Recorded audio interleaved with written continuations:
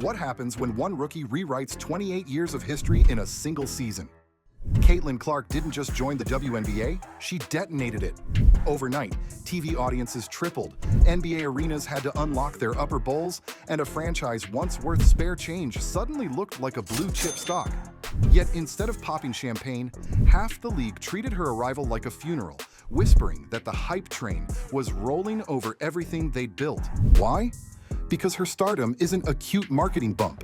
It's a tidal wave of money, media, and momentum that threatens to redraw every line of power in women's basketball. Ticket prices are flirting with NBA numbers. Have you seen what the highest one is? I haven't. It's like 45 grand. What? Front row seats.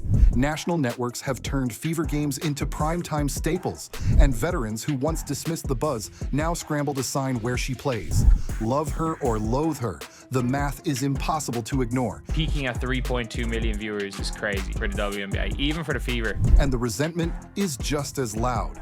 Tonight, we're unpacking the moment the WNBA found its first billion-dollar superstar and nearly fumbled the bag. Stick around, because by the end, you'll see why getting on the right side of Caitlin Clark might be the smartest play anyone in the sport can make. It started like a thunderclap nobody could miss. On opening night, 2 million viewers, more than the league had seen in 2 decades, tuned in just to watch a rookie lace up. In less than 40 minutes, Caitlin Clark splashed logo threes, threaded no-look lasers, and left the scoreboard blinking 20 points, 8 assists, 6 boards, all while the Connecticut crowd sounded like March Madness had crashed the W. By morning, ticket sites were melting down. Tickets for the Indiana Fever's preseason game at Carver Hawkeye Arena are sold out. None of it felt accidental. Weeks earlier, she'd shattered the NCAA's all-time scoring crown, then walked across the draft stage like it was a coronation, not a ceremony. Sponsors lined up before the handshake, broadcasters ripped up their schedules, and even grizzled beat writers admitted they'd never seen demand spike this fast. Peaking at 3.2 million viewers is crazy for the WNBA, even for the Fever. The Fever's valuation tripled almost overnight. Secondary market seats for a Tuesday in May suddenly cost more than courtside at some NBA games. Have you seen what the highest one is? I haven't. It's like 45 grand. What? Front row seats. Yet her real power wasn't just in the numbers. It was the feeling that every step was history on fast forward. That the women's game had dodged the slow build phase and jumped straight to a pop culture flashpoint. It features the caption, "This was never a long shot." Families who'd never watched a WNBA quarter were arguing about her assist-to-turnover ratio. Her assist-to-turnover ratio is insane. No, I don't want to hear it. 3 assists You're wrong for about those every stats. turnover. High school guards were copying the hip-high crossover she'd perfected in Iowa City. A league that had begged for mainstream oxygen finally had a wildfire. But for every fan buying a jersey, there was a veteran eyeing the scoreboard and realizing the spotlight wasn't wide enough for everyone. Because when one player detonates this big, the aftershocks don't stop at sold-out arenas. They rattle pride, paychecks, and long-held pecking orders. And that's where the trouble began. The blast wave hit fast, and not everyone felt the warm glow of victory. Inside practice gyms and press scrums, a colder current gathered, 1 part doubt, 2 parts bruised ego. Veterans who'd spent a decade grinding for column inches suddenly watched highlight shows open with a rookie's logo heave, and the sting showed. Some tried diplomacy, calling the fuss good for the league.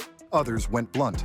One player doesn't save a sport. Basketball is not just because of one player, but because of you two.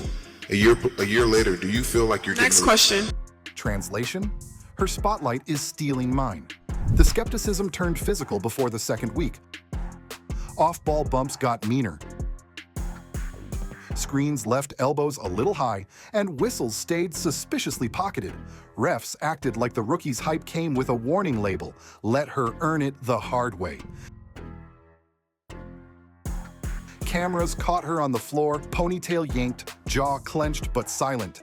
Each time she popped up, crowds roared louder, fuel for fans, gasoline on resentment. Talk shows added oxygen. A parade of former stars insisted the Clark craze was media fabrication, a middle America crush that would fade once real pros set the record straight. Some framed it as a matter of race, others as market bias. But the chorus was clear. The league didn't need a savior, especially not that savior. When she was left off preliminary Olympic lists, despite leading the league in assists, critics called it roster balance. Everyone else called it gatekeeping. Yet, every snub backfired.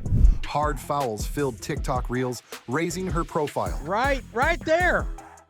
There's the picture.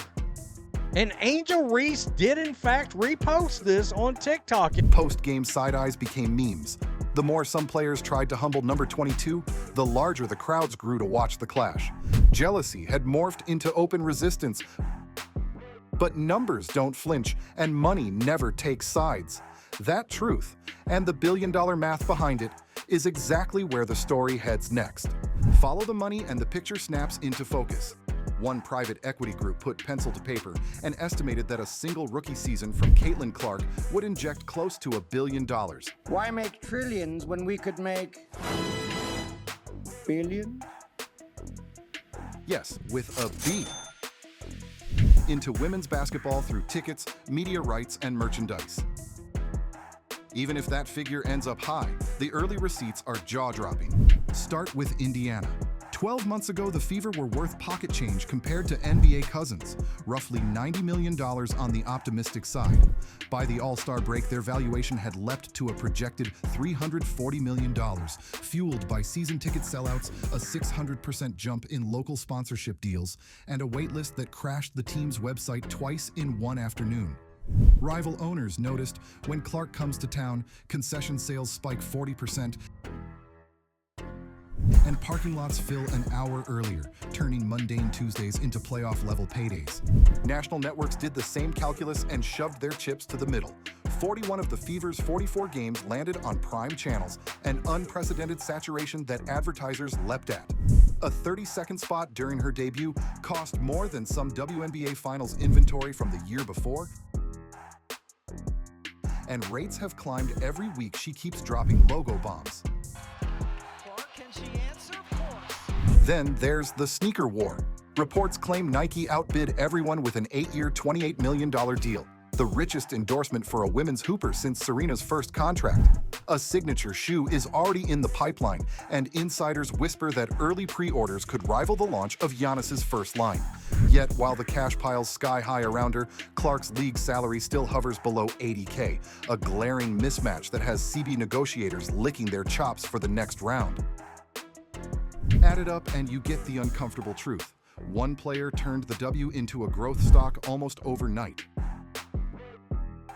But when dollars start dictating headlines, the conversation shifts from "is she good" to "who gets credit and control?"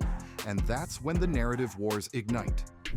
Like and subscribe for part 2, only here on WNBA Hub.